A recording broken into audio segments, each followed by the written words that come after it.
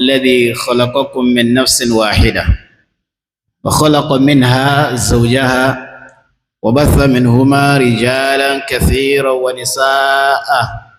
واتقوا الله الذي تساءلون به والأرحام إن الله كان عليكم رقيبا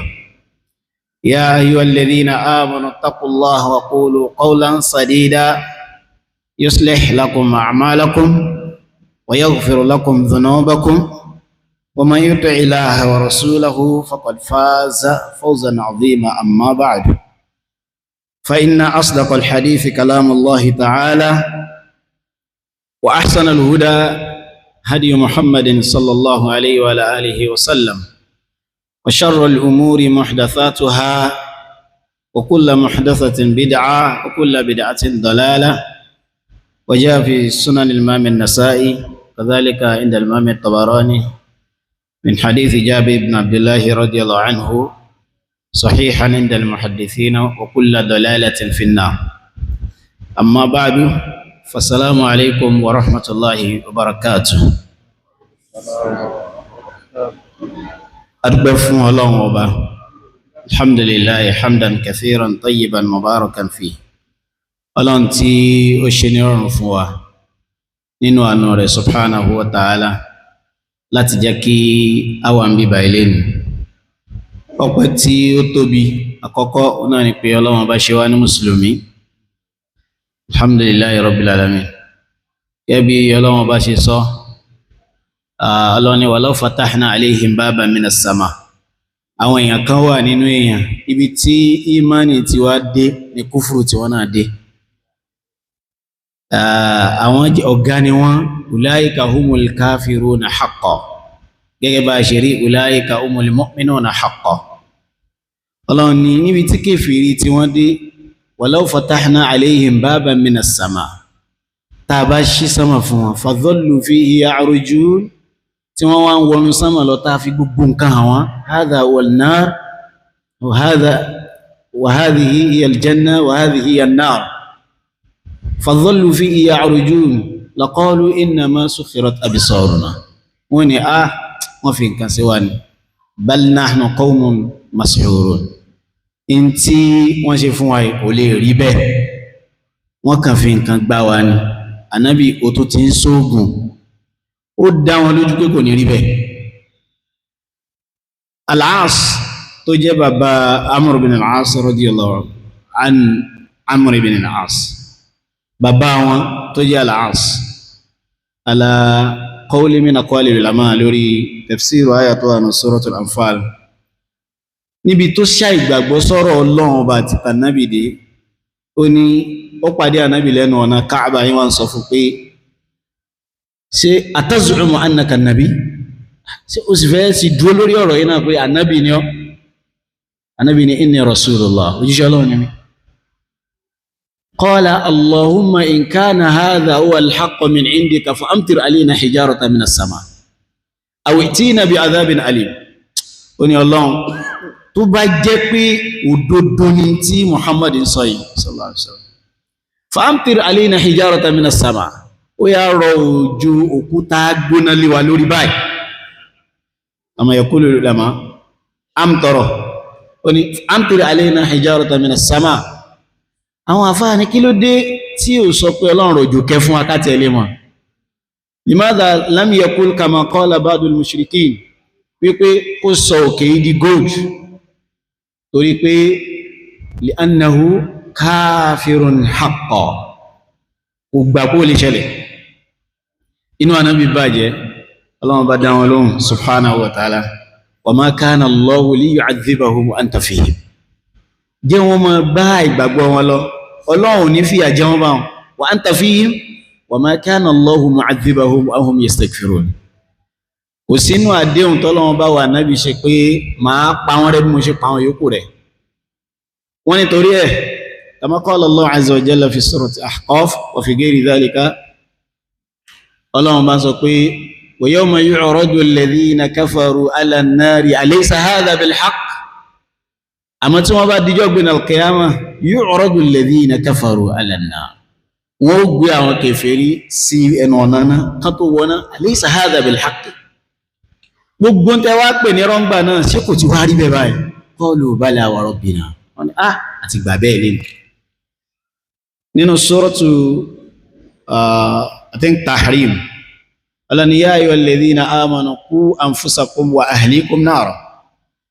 ẹ̀yin onígbàgbọ́ òdodo qu anfusakum ẹ ṣọ́ ẹ̀mí ara yín ìyẹn ṣọ́ra yín wa ahlikum nara bi ikhtilafi inda al-ulama ma'na al-ahl fi al-Qur'an arínú wọn ti máa ń tú al-ahl mubashara annahu zawja azwaj àwọn míì sọ pé ya'ummu ghayrahu wọ́n ní qu anfusakum wa ahlikum nara ẹ ṣọ́ra yín àtàwọn ìyàwó yín níbi ìyáná tó wọlé pé àtàwọn ọmọ yín náà níbi ìyáná waqudu an-nas wal hijara iná tó jẹ́ pé ìtàfikò o náà ní èèyàn tó kújá òkúta alayha malaikatun gilazun shidad gilaz àwọn èèyàn tó jẹ́ pé ẹ̀dá tó jẹ́ pé tẹ́ bá rí wọn rírí wọn báyàn lẹ́rù kí mọ́ báyà shidad wọn sì láàánú la ya'suna Allaha ma amarahum wa yaf'aluna ma yu'marun wọ́n yí ya pàntọ́lọ́wọ́ bàbá ní kí wọ́n ṣe ma'a dhalik qala Allah azza wa jalla fi suratul mulk àwọn tí ó láàánú tọ́lọ́n dá ní líle ká má bàa tọrọ àánú Ọlọ́run ọba fún àwọn tó wọná wa qala lahum khazanatuha alam ya'tikum nadhir àánú ó tún gbé àwọn gẹ̀gẹ́ asẹ́nìkan kan wá kìlọ̀ fún yín qalu bala wa rabbina qalu bala qad ja'ana nadhirun fakadhabna gbàtán wá àwa sọ fún wọn pé kò lè rí bẹ́ẹ̀ bá a ṣe rí Ọlọ́run sọ fún annabi Muhammad sallallahu alaihi wasallam innaka la tahdi man ahbabta walakinna Allaha yahdi man yasha ipò wùwá Ọlọ́run ikhtarana Allah subhanahu wa ta'ala káwàánú àwọn hadhihi zumra àwátá lè jókòó báyìí a ń rú kan pé Ọlọ́run ọba ọba dẹ́dà bí jùlù síná Ọlọ́run foríjì wa ìfúwasálì janna rẹ̀ àánú kan tó ga ní lọ́dọ̀ Ọlọ́run ọba كما جاء في الصحيح من حديث أبي هريرة رضي الله عنه قال إن لله سيارة في الأرض يلتمسون حلق الذكر Ọlọ́run ọba ní àwọn màláíkà kan lórílẹ̀ tí wọ́n máa ń wábi táwọn èèyàn bá ti pé papọ̀ tí wọ́n ń sọ̀rọ̀ Ọlọ́run tí wọ́n yatadarasuna kitaballah tí wọ́n ń kọ́ ẹ̀kọ́ nípa tírà Ọlọ́run wa idha wajada ahaduhum halqatan yani majlisan min majalisi dhikr qala halumma ila hajatikum yóò pè àwọn yòókù pé in tá ń wá láàrí wọ́n sì pé papọ̀ síbẹ̀ wa yahfunahu Ànábì ní sallallahu alaihi wasallam Ọlọ́run sọ as-sakina palẹ̀lẹ́ wọn lórí kama qala Ibn Allan pé sakina igan bí ẹ̀dá Ọlọ́run kan ní tí wọ́n máa ń wọ̀ fún àwọn èèyàn tí wọ́n bá ti ń jókòó fi majalisi dhikr qad qala ghayra dhalika ba'du ahli al-ilmi àwọn míì sọ nǹkan mìíràn àwọn àfà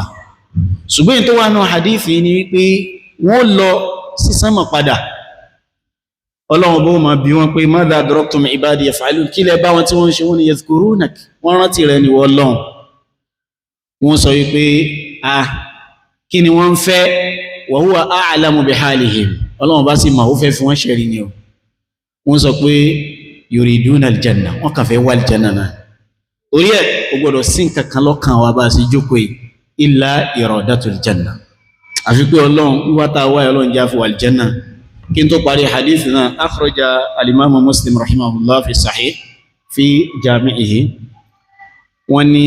min hadith Abi Hurairah radiyallahu anhu anna Rasulullah sallallahu alaihi wasallam ra'a rajulan fil jannati yatabawwa'u kayfa yasha Ànábì rí ọkùnrin kan lálẹ́ janna yatabawwa'u kayfa yasha táyé gbà tí ṣe gbogbo tó wù faqala lima kí ni ilé iṣẹ́ kayfa ya Rabb kí ló ṣe tó rí rẹ̀ fi tó wáyé qila lahu innahu ra'a ghasna shawki shajaratin fi tariq ó kàn rí igi kan tó lè dí àwọn èèyàn lọ́wọ́ lọ́nà fa akharaha ó sì mú kó ń bẹ̀ faradiyallahu biha Ọlọ́run sì wá yọ́nú sí tó ṣe fadkhalahu aljanna so iṣẹ́ tá a ṣe pa gbé ẹsẹ̀ wá láti lé àwa jókòó síbí báyìí afẹ́ gbọ́rọ̀ Ọlọ́run ó pọ̀ ní tẹ́yàn lè fi wà aljanna idha kana in qusida Allah tó bá yẹ pé torí tọ́lọ́run la fi wá àmì Ọlọ́run ọba Allah ó jẹ́ kí Ọlọ́run bọ́ wà ní àníyàn ẹni kọ̀ọ̀kan wa nínú hadithi Abu Hurairah radiyallahu anhu yìí Ọlọ́run bí wọ́n pé fahal ra'awha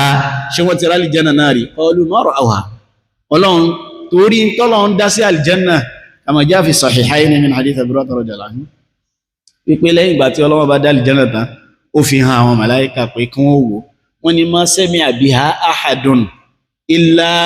dakhalaha kò sẹ́ni tí ó gbọ́ bí àlìjánà ṣe rí tí ò ní wọ̀ fahu huffat bi a'malil janna wọ́n á fi sẹ́tẹ̀yìn ó sì wọ́n fi ọ̀rọ̀ kiri ká àlìjánà yẹn wọ́n ní kò sẹ́ni tí ó lè wọ ní àlìjánà àfẹ́ntọ́ Ọlọ́run bá sáà wa kadhalika an-nar bẹ́ẹ̀ náà nínú lil waqt Ọlọ́run wa sọ fún wọn pé fahal ra'awha ǹjẹ́ wọ́n rí àlìjánà wọ́n ní ma ra'awha wallaw ra'awha lakanu ashadda an-nasi talaban laha gbogbo tí wọ́n ní láyé ni wọ́n bá fi wá àlìjánà náà Ọlọ́run sọ pé wa madha yakhafun kí ni wọ́n bẹ̀rù kí ni wọ́n fẹ́ wọ́n ní wọ́n fẹ́ wọná Ọlọ́run sọ pé fahal ra'awha tí wọ́n rí ni wọ́n ní ma ra'awha wọ́n rí kayfa law ra'awha tí wọ́n bá lọ rí ńkọ́ al-Imam Ibn Kathir rahimahullah لأنه البداية والنهاية ذكر حديثا من أبي بكر بن مردوي هذا الحديث عند المحدثين فيه مقال ولكن يستحسن ذكر ذلك في المواعيد أني أن الله عز وجل لما خلق النار ونقول الله بدانا أمر الملائكة أمر النار الله بقى شفنا أن توقد 1000 سنة pé kí wọ́n iná ti jó ó ti gbóná tẹ́lẹ̀ kó má gbóná báyìí kó má kóná mọ́ fún 1000 years thumma ihmarrat lẹ́yìn náà wá di pupa thumma umirat wọ́n tún paná láṣẹ pé kó má jó lọ bẹ́ẹ̀ ní gbígbóná 1000 sanatin fún 1000 years wallahu a'lam bi hadha al-adad àmọ́ adadi kó má jẹ́ wípé onímọ̀fóhùn kó má jẹ́ ipò ní mafhum kò ní jẹ́rù tàdídì tiwa ṣùgbọ́n kódà kò jẹ́ táwa ń kà ká sọ wípé kìí ṣe mafhum ní tí a ń kà náà ni wọ́n sọ 1000 náà wọ́n ní 1000 sanatin 1000 years thumma yani ibyaddat iná tún wá di funfun wọ́n lọ́lọ́run tún pàṣẹ pé àníkún ó tún kóná mọ́ 1000 sanatin fún another 1000 years ثم اسودت وبددد وكانت مظلمة سوداء ولا يضيء لهبها ó di tó dúdú débi wípé tí ná bá ń jó ó yẹ kó ní ìmọ́lẹ̀ tí ẹ̀yin máa fi ríran amma naru jahannam amana jahannam kò ní ìmọ́lẹ̀ ama jaa fi hadha alhadith wọ́n ní parí rẹ̀ ni pé ń bẹ̀rẹ̀ hadith ga Jibril wá bá nabi Muhammad sallallahu alaihi wasallam fi halin lam yakun ya'tihi fi Ànábì ó expect Jibril alayhi salatu wasalam ní irú condition bó ṣe wá bá ní wọ́n bí sallallahu alaihi wasallam pé kí ló dé ó ní lam ya'dhan li Ọlọ́run bó yọ̀ǹda kí wá báyìí hatta arani nar tó tún fi náà hàn mí pé kìlọ̀ fáwọn ẹni wọ́n ní ìbẹ̀rẹ̀ àdíṣẹ́ ẹni pé Ànábì ní sifhali ó yá ròyìn rẹ̀ fún mi ló fi ròyìn báwọn wọ́n lánàbí wá wọnú mọ́sálásí sallallahu alaihi wasallam fa adraka sahaba ó bá wọn sàábé tí wọ́n rẹ́rìn tí wọ́n sọ̀rọ̀ lánàbí wá ń sọ pé wa hadha mashhur ìparí rẹ̀ yìí ó gbajúmọ̀ wa huwa sahihun asahhu min al-bidaya ipa nàbí sọ pé law ta'lamuna ma a'lamu tẹ́bà mọ́ tí mo ma la dahiktum qalila wa la bakaytum kathira ó sì bá ọ̀rọ̀ Ọlọ́run ọba mu falyadhaku qalilan walyabku kathiran jaza'an bima kanu ya'malun àbí Ọlọ́run ọba Allah tó fi àánú rẹ̀ kó wa báyìí táwa fi wà nú tí ó jẹ́ mùsùlùmí nínú suratu Muhammad Ọlọ́run bá sọ pé wa minhum man yastami'u ilayk in bẹnu àwọn èèyàn tí wọ́n tẹ́tí gbọ́ wà nábì hatta idha kharaju min 'indika qalu lilladhina utul ilma madha qala anifa wọ́n ní kí lànàbì sọ lẹ́ẹ̀kan yẹn Ọlọ́run ní ulaika alladhina taba'a Allahu fi qulubihim àwọn eléyìí kò sí tẹ́ ní sọ wọn ní gbọ́yé Ọlọ́run ní àwọn Ọlọ́run la dí wọn lọ́kàn wattaba'u ahwa'ahum ṣùgbọ́n Ọlọ́run bó ṣe parí ayé Ọlọ́run sọ mí ó ní walladhina ihtadaw ráwọn táwọn ti mọ̀nà zadahum huda wa atahum taqwahum ìmọ̀nà tí wọ́n bá ní yóò tún sí sábà bí ìmọ̀nà míì à ń bẹ Ọlọ́run ọba Allah irú ìmọ̀nà tó fún wa yìí kọ́lọ́run fi ṣàlékún ìmọ̀nà fẹ́ ní kọ̀ọ̀kan wa àánú Ọlọ́run nípa jẹ́ mùsùlùmí wa qala al-ulama li kulli ni'matin fitnatuha gbogbo ni'ma láyé pátápátá ló ní fìtínà tiẹ̀ àfi ká dìde sí àánú yìí tá ní yìí ẹni tó bá pàdánù rẹ̀ òun ló ti pàdánù. akhraja Muslimun fi sahih qala Rasulullah sallallahu alayhi wa sallam la yasma'u bi ahadun min hadhihi umma yahudiyyun wala nasrani thumma yamutu wa lam yu'min bima ursiltu bihi illa kana min ashabin nar. Ànábì ní gbogbo ẹni tó bá gbọ́ pé mo wáyé yahudiyyun kana wala nasrani ó jẹ́ Jew àbí Christian thumma yamut wa lam yu'min bima ursiltu bihi illa kana min ashabin nar. Ògbà tí wọ́n fi rán mi gbọ́ ọmọ náà ní ó dà. Ọlọ́mọ ṣe wá lọ́mọ náà. Fìtínà tó wà ń bẹ oníká ṣiṣẹ́ tọ́lọ́run bá bá ṣoore fún yàn kama qala al-Ghazali rahimahullah qala maratibu shukri thalatha. Ọ̀nà mẹ́ta lèyàn fi dúpẹ́ fọ́lọ́run. Awwalu manzila i'tirafu ni'matin ni'matan. Kíyàn kọ́kọ́ mọ̀ nǹkan yẹn lóore. Torí ẹ̀ wa jaa fi sahihi Muslim. Anabi Muhammad sallallahu alaihi wasallam kharaja yawman wa adraka ashabahu fil masjid. Anabi bá wọn sàábé lálẹ́ nínú mọ́sálásí. Ó wá ní lọlé ni wọ́n kí Maghrib tán ni lọlé ni wọ́n yẹ jalasna ajókòó ni àrántí natadhakaru al-jahiliya àrántí pé ìgbà kan làwọn náà sí a sì ya kàńtà ọlọ́mọ ṣàánú wa àwàláwà dì báyìí inú wọn wá ń dùn pé wọ́n jẹ́ mùsùlùmí inú wọn ń dùn wọ́n ma oore tí wọ́n ní lọ́dọ̀ Ọlọ́run pé àwàláwà di mùsùlùmí lẹ́ni. So Ànábì wa ń sọnù hadithu náà mú padà bọ̀ wá síbẹ̀. Qala alayhi salatu wassalam an-nujumu amanatun lis-samaa. Ṣé ríráwọ̀ tẹ́ rí ó ní ìṣọ́ fún sámà fa idha dhahabati an-nujum ata as-samaa ma tu'ad. Tí ò bá sí ìràwọ̀ lójú sámà mọ́ ìntọ́lọ́run ni yóò ṣẹlẹ̀ sí sámà ó padà wá ṣẹlẹ̀. idha as-samaa'u fatarat wa idha al-kawakibu tatharat. Ànábì ní sallallahu alayhi wa sallam wa ana amanatun li ashabi. Èmi ni ìfọkànbalẹ̀ pé fìtínà ò ní kàn yín tí bá ti wà láyé èmi ni sọ fún yín. Wa idha dhahabtu tèmi bá ti lọ ata ashabi ma yu'adun fìtínà ò dé. Kama jaa min hadith Hudhayfah bin Yaman radiyallahu anhu akhraja al-Bukhari wa Muslim. Ó ní ata ashabi ma yu'adun. Ó wá ní wa ashabi amanatun li ummati. Àwọn sàábé yìí o àwọn ni ó jẹ́ ìṣọ́ fún ìjọ yìí o fa idha dhahaba ashabi ata ummati ma tu'adun aw ma yu'adun. Ẹ̀rí tí àwọn sàábé bá lọ ìntọ́lọ́run ni yóò ṣe àwọn ìjọ yóò padà ṣe wọ́n. Abẹ́ Ọlọ́run ọba fìtínà pé a jẹ́ mùsùlùmí awwalu manzila ni i'tirafu ni'matin ni'matan kama qala al-Ghazali ká mọ̀ lóore. Ẹlẹ́ẹ̀kejì òun náà ni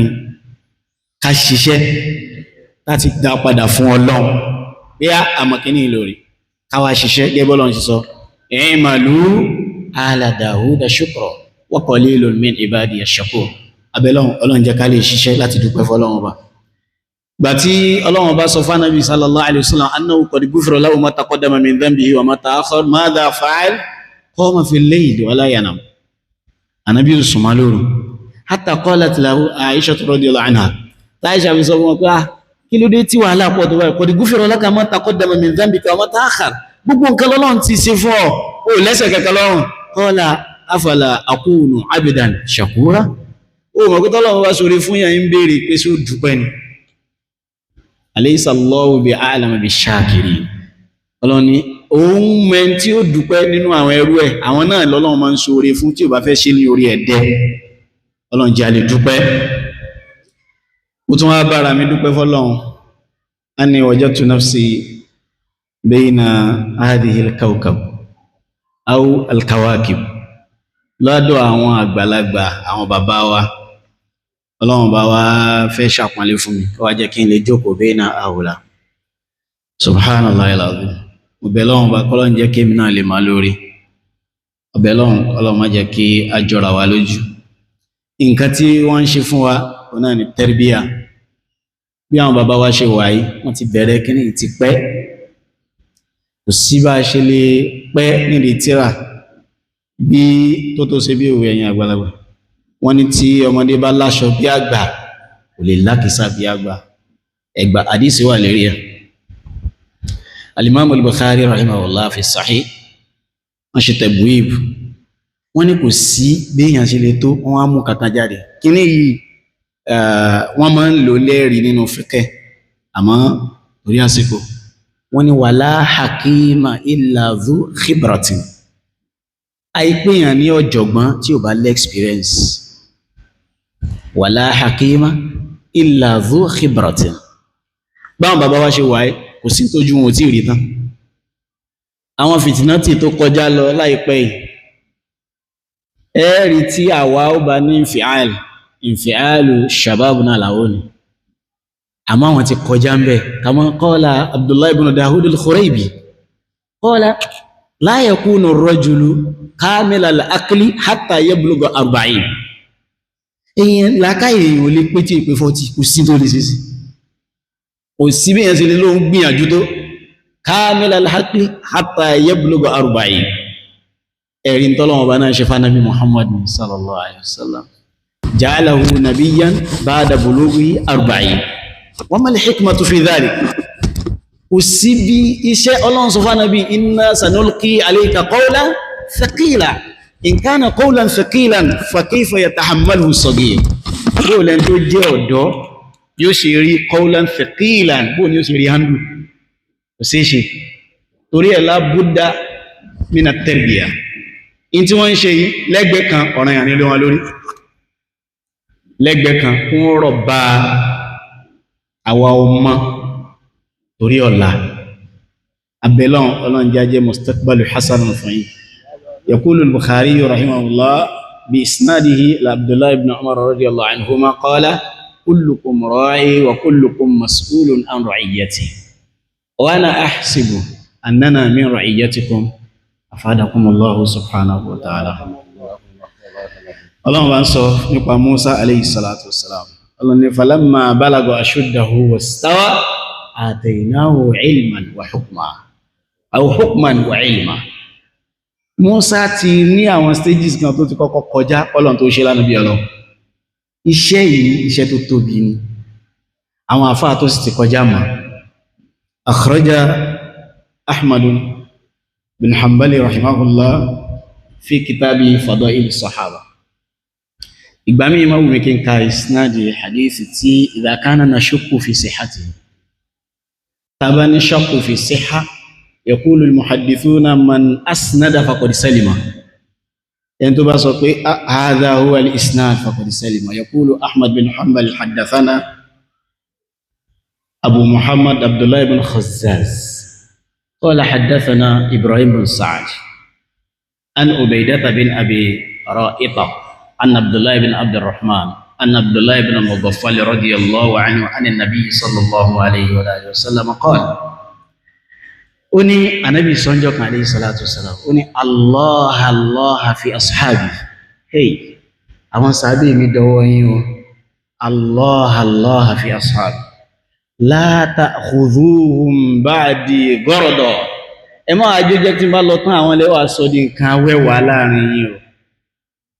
Allahu akbar kabira bẹ́ẹ̀ anábi sọ eléyìí alayhi salatu wassalam tí mo fẹ́ yọ́ bẹ̀ ni pé àwọn tó jẹ́ àwọn bàbá wa yìí àwọn ni warathatul anbiya standard tá a bá fẹ́ fi wọ́n wallahi bó ṣe rí nù bi qawlihi sallallahu alayhi wa sallam wal ulama warathatul anbiya inú hadithi akhraja abẹ́lọ́wọ́ bá Allah kọlọ́wọ́ bá wa ṣe dáadáa fún yín bẹ̀rẹ̀ látorí samahatul walid èyí fẹ́ pín ìwọ́ kí n sọ pé chairman gẹ́gẹ́ bí wọ́n kò gbá ẹnu tẹ̀mí al-ustaz al-doctor professor Abdulghani bin Abdulhamid ní ilé gbàgbé orúkọ yìí torí pé orúkọ bàbá mi gẹ́gẹ́ Abdulghani bí wọ́n ṣe ń pè wá ní Shakir ibn Abdulghani bon Yusuf bon Abdulhalim so ilé gbàgbé so yóò jẹ́ Sheikh Al-Walid Abdulghani bon Abdulhamid sẹ́yìn pé mi ilé gbàgbé méjèèjì akóredé Ọlọ́run kó bá ṣe dáadáa fún Ọlọ́run kó má da àwọn orí tọ́lọ́run ṣe fún Ọlọ́run kó má da sí àìdá Ọlọ́run jẹ́ kí ẹ tán sórí dáadáa bẹ́ẹ̀ náà ni samahatul walid al-ustaz Dr. Abdurrahman ẹ̀dàkùn ẹ̀wọ̀n bínú pé mo ń pè ó kọ́ Ahmad Kapuri Ọlọ́run bá ṣe dáadáa fún ọlọ́run bá ṣàlékún dáadáa fún yín. Gẹ́gẹ́ bí wọ́n ṣe sọ bẹ́ẹ̀ náà ni samatu sheikh al-ustadh inshallah Abdulrasheed ibn Abdulaziz ní Jami'atul Hikma ọlọ́run bá ṣe dáadáa fún yín. mo kí àfáà mi sheikh Dr. Nafi' Jawhari ọlọ́run bá ṣe dáadáa fún yín. wọ́n wà lára àwọn tí wọ́n já wa lẹ́nu níbi kéwú, wọ́n sì ní tawadu alhaqiqi rafa'akumullahu ila a'la almanzila. bẹ́ẹ̀ náà ni àwọn sheikh wa Ibrahim Ṣẹ́gẹ̀ ọlọ́run bá ṣe dáadáa fún yín, àti gbogbo àwọn mashayikh tí wọ́n dé lẹ́yìn wọn, àfáà wa sheikh Bọ́lá. ẹ má bínú tí n bá mọ orúkọ yẹ kí n pè tán, but èyí tí mo mọ̀ ń bẹ̀ yìí ẹ forí jì mí torí tọ́lọ́. nafa'a Allahu bikum wa waffaqakumullah. bẹ́ẹ̀ náà ni àwọn sheikh wa Raid Sheikh Abdul Mu'min onísìn Lisanu Sunnah, bí ẹbí wọn ṣe gbọ́ lẹ́nu àwọn bàbá wa, abẹ́lẹ́ òǹkọ́lọ́ bá ṣe dáadáa fún wọn. àwọn sheikh wa Dr. al-Ustadh Dr. Dhikrullah Shafi'i olóhùn yìí, abẹ́lọ́n kọlọ́mbà ṣe dáadáa fún. wọ́n máa ń pọ́n àwọn atátún jẹ́ àwọn ọmọ wọn lé púpọ̀, kọlọ́mbà ṣe dáadáa fún yín. mo kí sheikh wa Abdullah ibn Abdurrahman as-Suyuti kọlọ́mbà wa ṣe dáadáa fún yín. Sheikh al-Walid ẹni tí mo ti tẹ́tíra síwájú wọn láti bíi 15 years ago ni mo ti ń gba tírà níwájú, ó ti jù bẹ́ẹ̀ lọ náà, ó ti tó 16 to 17 years báyìí. Sheikh Abdul Wahab Ẹlẹ́ṣin àwọn náà kọ́kọ́ ka tírà Umdatul Ahkam fún wa nígbà tá a wà ní Jamia. so yìí sì máa sọ́dọ̀la nígbà míì tá a bá ní àwọn fíkìrì kọ̀ọ̀kan pé mo ni mo ti ríro àwọn fíkìrì lẹ́yìn ní kọjá lásìtò lè ulama, abẹ́lọ́run dáadáa yẹn ọlọ́run jẹ́ kó parí. mo kí sheikh wa al-allama al-faqih al-usuli alladhi qalla an na'rifu qadrahu rafa'a Allahu qadrakum fi darain, Sheikh Abdul Wahab Ajia. sùúrù yín ọlọ́run jẹ́ ó pé láyé àti lálùkìyámà. in tí wọ́n sọ fún Saifu Dawla nígbà tí ó gbàjọba bàbá rẹ̀, yunasibu sheikh wọ́n ní tilkal makarimu la qubala min labani shiba bimahin fasara ba'du abwala. àwọn ìjókòó kan wà tẹ́yà bá jókòó mbẹ́ kò sí mà mbẹ́, èèyàn kan jogún lásán. àbáwọn kan wà ó dàbí wọn ò fi jókòó àfáà ni wọn, ìwá ṣe standard ìlú wa nìkan lọ́dọ̀ àwọn àfáà mi Sheikh Abu Nasir hafidhahullah, wọ́n ní àwọn wà ní Madina, àwọn wá rí ìkan nínú àwọn Shanaqita rahmatullahi alal jami' hafidhallahu al-ahya. àwọn wá bá wọn sọ̀rọ̀, wọ́n wá ní alaysa fi baladikum Ajia, so hadha shahadatul ulama, káwọn àfáà ò jẹ́rìí sí mẹ́yàn. ọlọ́run bá yóò jẹ́ kí ọlọ́run ní ṣe lè wọ̀ wá láti ṣe àǹfààní níbi ìmọ̀ yín. gbàtí Saifu Dawla jẹ kíní ní tó di ọba lẹ́yìn ìgbà tó jagun, wọ́n wá ń kọrin fún pé tilkal makarimu la qubanu min labani shiba bima'in fasara ba'du abwala. hadhil makarim filayi ó fi ti orí tí la qubana min labani kò dàbí tí wọ́n wàrà tó jẹ́ pé shiba bima wọ́n lú oníṣàbà mẹ́ shiba bima wàrà tán ti lú tẹ́ pé èyàn kàn dé fìlà lásán ni lórí odò. ọlọ́run ṣe ti yín bẹ́ẹ̀, ọlọ́run nígbà mọ́ lọ́wọ́ yín. bẹ́ẹ̀ náà ni gbogbo àwọn bàbá wa tí wọ́n wà lórí ìjókòó, tíṣà mi àfáà mi Professor Babalọ́lá, ọlọ́run kò bá ṣe dáadáa fún yín. mo rí pé kò ní dáa an adkhula al-mawdu' wala yani hadha huquq la budda min ta'diyatiha. ẹ dákun ẹ má bínú sí mi torí ọlọ́run. naam. al-mawdu' min wajhayn. wọ́n fẹ́ kí n sọ̀rọ̀ nípa mashru'at àti makruhat ha pẹ̀lú tí àwọn bàbá wa sọ yìí ó ti di ọ̀nà mẹ́ta nígbàtí ma kọ́kọ́ rí mọ̀ọ́dù mo rí bí ma yajuzu wa ma la yajuzu fi Ramadan ó túmọ̀ sí pé màá ṣe wàhálà lórí ma mana al-jawaz li'anna hadhihi al-mas'ala mas'alatun fiqhiyya wa la budda an atashabbaha bil fuqaha wa in lam akun ma'ahum aw minhum فبدأت أتتبع معنى الجواز في كتب العلماء قديما وحديثا مع اختلاف في ذلك ثم وصلني شيء آخر متوب على طول بابا وني مشروعات من lọ́dọ̀ àwọn àfáà gẹ́yìn tá a kọ́ lẹ́nu àwọn àfáà yàtọ̀ díẹ̀díẹ̀ lè máa wà láàrin bayna al-mashru' wal-jawaz muqabilu dhalika wa ma la yajuz okay ó ṣe gbọ́ ó bá alákọ̀ọ́kọ́ mu àti makruhat àti manhiyat ní èwo ní kí n mú nínú àwọn kìíní wa ana astahi kama yastahi al-muhaddithuna kama qala az-Zuhri rahimahullah idha qala alimun an astarji'ahu fi qawlin astahi min dhalik kí onímọ̀ sọ̀rọ̀ kí ẹmọ́ ma dáwọn láàmú pọ̀pẹ́ kí lẹ́sọ lẹ́ẹ̀kan náà ní min qillatil adab yíò mọ̀ gbìyànjú kí yíò gbọ́ yí bí wọ́n ṣe fẹ́ sọ kí ẹmọ́ ma dáwọn afá láàmú thumma ikhtasartu ana ja'alahu hadha wọ́n rò pé kí n ṣe lọ́nà báyìí in tó tọ́yẹn kí n gbé ní aljawaz pé in ta àgbàlérò pẹ̀lú àwọn mashru'at náà ni aljawaz in tó tọ́ nínú Ramadan wa ma la yajuz sawa'an kana makruhan aw manhiyan ó jẹ́ makruh ní àbújẹ́ ń ta àkọ̀kín kógún ó jẹ́ pé fi qa'imatin wahida mo rò pé tí n bá gba ọ̀nà yìí yóò rọ̀ mí lọ́rùn then ana bayna al-ajilla wa idha saqattu sayuqimunani bi idhnillah kéèyàn jókòó láàrin àwọn àfá ó tún jazakumullahu khair àmín àmín àkọ́kọ́ Ramadan torí pé n tó parí hadal mawdu ó ní fi Ramadan yani fi shahri Ramadan bí hadfi shahr fi Ramadan nínú oṣù Ramadan kí làwọn tó tọ́ ń bẹ kí làwọn tí ó tọ́ kí ló dé tá ń sọ̀rọ̀ tó tọ́ àti tí ó tọ́ táwa khassa Ramadan bí dhikr torí kó ní míza tó yàtọ̀ sí jami'ul ashhur wa kana ruknan min arkanil islam وما كان النبي صلى الله عليه وسلم كما جاء في صحيح مسلم من حديث عمر بن الخطاب حديث عبد الله بن عمر رضي الله عنهما قال وسألت أبي ما قصة ذكره مسلم وسألت أبي قال بينما نحن جلوس عند رسول الله صلى الله عليه وسلم اطلع علينا رجل شديد بياض ثياب شديد سواد شعر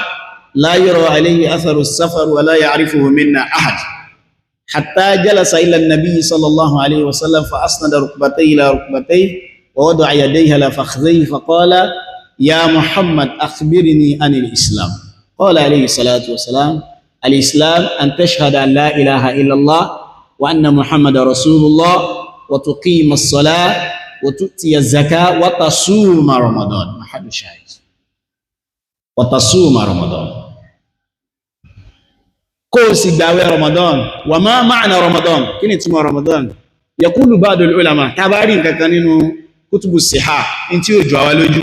tabari táwọn àfáà bá ńṣe tebwib lórí ẹ̀ wọ́n bẹ̀rẹ̀ sí sọ pé baabu man qala kaza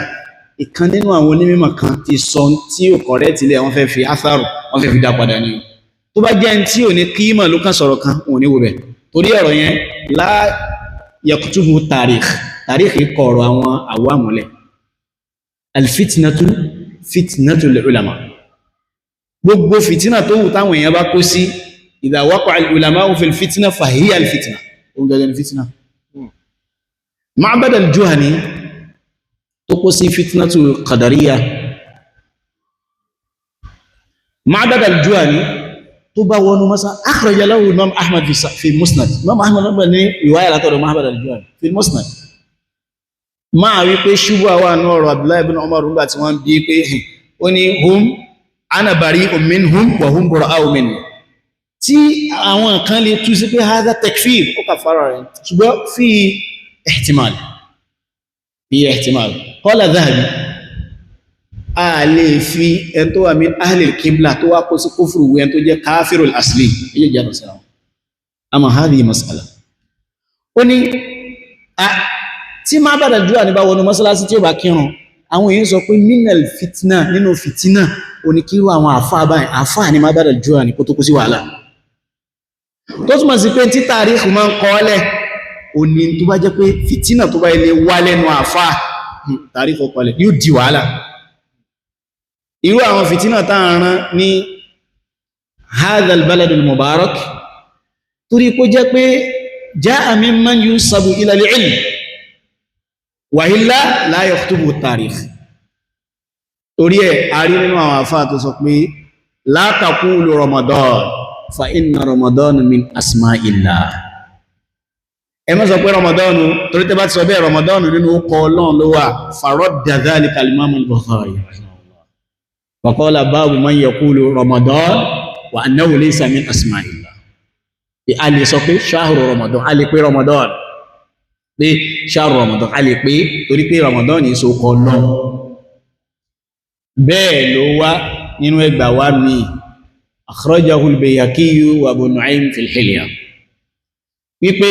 tí Ramadan bá dé gan Ànábì máa sọ pé ja'akum shahru Ramadan shahrun mubarakun yubashiru ashabahu bi so Ànábì náà pè ní shahru Ramadan ẹni tó wá ní ká má pé shahru Ramadan pé torí pé jẹ́ ó kọ Ọlọ́run ọ̀rọ̀ náà ìṣọ̀rọ̀ tó dọ́gba ọ̀rọ̀ tó dọ́gba ni pé Ramadan ní so kọ Ọlọ́run ṣùgbọ́n torí pé jẹ́ tí mímọ́ yusabu ila al-ilmi ló sọ bẹ́ẹ̀ àwọn afáwọ̀fẹ́ tètè pé àkíyèsí ẹnìkan má bà tẹ̀lé wọn lórí ẹ̀ mo sì ń padà wá sí rúmọ̀ọ́dù tó bá jọ báyìí insha Allah so Ramadan ní míza ṣùgbọ́n kí kọ́kọ́ ní àkọ́kọ́ Ramadan náà jọ àwọn oṣù yòókù níbi pé ibtida'uhu wa intihahu min shay'ayn ọ̀nà méjìlá tí wọ́n mọ̀ pé oṣù kan dé àbóṣù kan lọ alákọ̀ọ́kọ́ min ru'yatil hilal kárí al-hilal ma ma'na ru'ya kí ni túmọ̀ rẹ̀ àwọn àfá ana bayna mimman yuqimuna insha Allah wọ́n ní ru'ya òní tẹ́yàn rí bi hassatil basar especially idha lam yata'adda ila maf'ulayn tí ó bá ti ta'adda ila maf'ulayn hassatil basar èyàn fi rí tí yàn fojú ara rẹ̀ rí a mọ̀ túmọ̀ an-nazar tí yàn wò wa qad ya'ni al-ilm wọ́n lè túmọ̀ pé ra'yuhu fi shay ó lè túmọ̀ ìmọ̀ wọ́n ní wa fi dhalika yata'adda ila maf'ulayn qala al-Fayyumi fi Misbah al-Munir yata'adda ila maf'ulayn wa ghayruhu min ahli al-lugha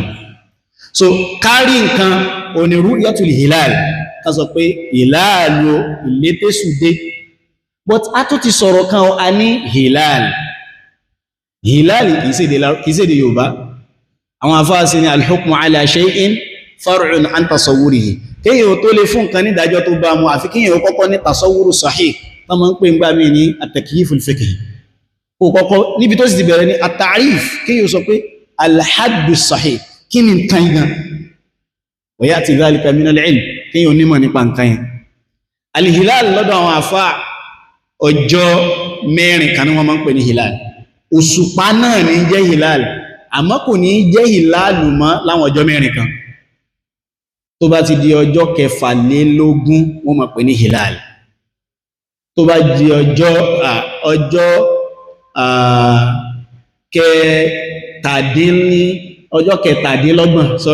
ọjọ́ kẹtàdínlọ́gbọ̀n àti ọjọ́ kejìdínlọ́gbọ̀n 27 28 wọ́n ní hilal tó bá di ọjọ́ alákọ̀ọ́kọ́ tó kọ́kọ́ yọ náà nínú oṣù tó ń bọ̀ hilal